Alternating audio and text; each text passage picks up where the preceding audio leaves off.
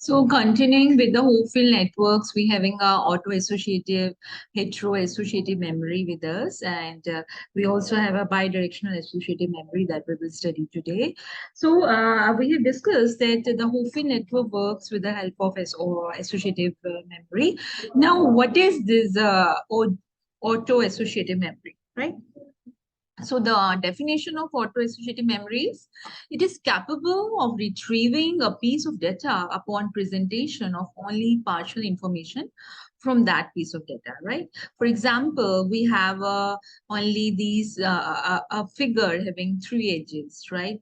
And one edge is got deformed or due to some corruption, right, or due to some noise in the channel, we are not able to retrieve the complete information, the complete picture.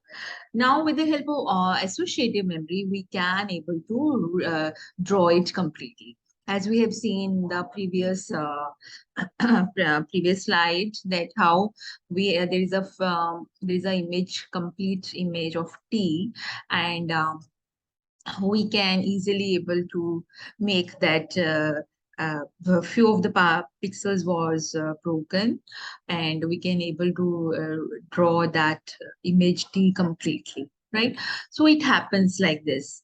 Our auto-associative memory helps us to create a complete image of that particular thing, right? We have a neural networks using using a auto-associative memory, and that is called the auto associative network with us. We have these X1, Xi, Xn, and we have a Y1, Yi, Yn, right? So this is the source layer. This is the source neurons we have in the target neurons, right? This is we having an input layer, and this is we having an output layer.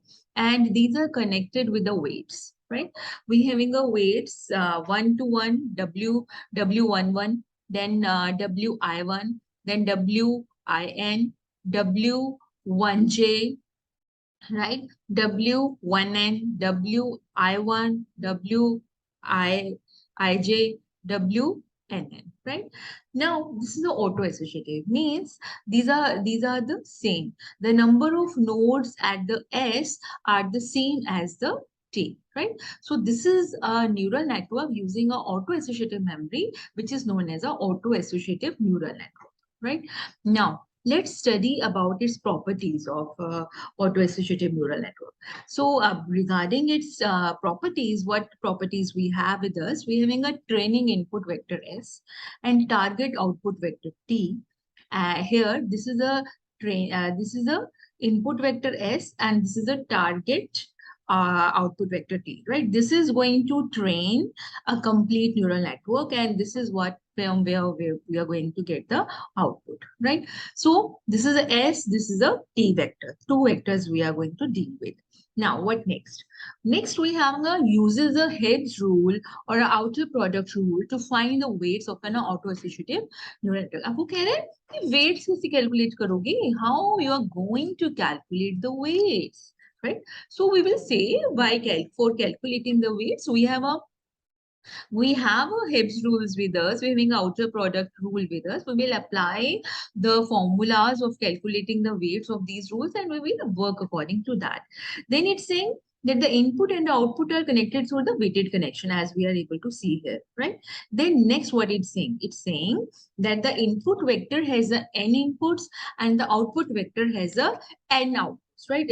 By mistake, I have written here m, but actually it is n. Right? So this is what we have a auto-associative neural network. We have few neurons on input layer, at output layer, at the input layer. The neurons are known as training input vector neurons. At the side of output layer, this is known as the target output vector, right? So this is a auto-associative memory we have, right? So regarding the formula for auto-associative memory, we having a weight matrix calculation.